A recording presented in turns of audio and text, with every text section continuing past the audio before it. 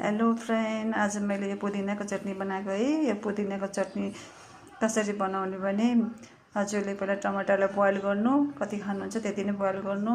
अनि त्यसलाई बोइल गरेपछि अनि त्यसलाई निकाल्नु र एउटा मिक्सरमा टमाटरलाई राख्नुहोस्। अनि त्यसपछि पुदिना राख्नुहोस्।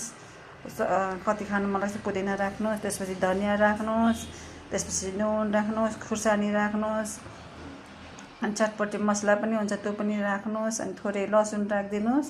अनि त्यसलाई मिक्सरमा पिस्नुहोस् है। त्यसपछि पिसेपछि अनि त्यसलाई पिसेर निकाल्नुहोस्। अनि निकालेपछि अनि नुन पनि राख्नु होला स्वादअनुसार, कति खानुहुन्छ है, स्वाद आफूले कतिको नुन हाल्नुपर्छ त्यही अनुसार।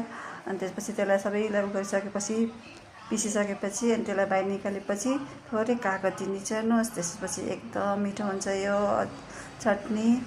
अनि त्यसपछि हजुरले भातसित, रोटीसित, पकौडासित, जेसित पनि खान सक्नुहुन्छ। यति मिठो हुन्छ। एकचोटि खाएर त हेर्नुहोस् अनि मलाई कमेन्ट गर्नुहोस्। अनि के अरे मैले पनि आज बनाएर खाँदैछु। यो खास गरी यो पुदिनाको चटनी हो। पुदिनाले एकदम स्वाद दिन्छ यो चटनीलाई। र यो पुदिनाको चटनी खान राम्रो पनि हो स्वास्थ्यको लागि। त्यही भएर हजुरले पनि बनाएर खानुहोस् र मलाई कस्तो हुन्छ मलाई पनि भन्नुहोला। ल त बाई।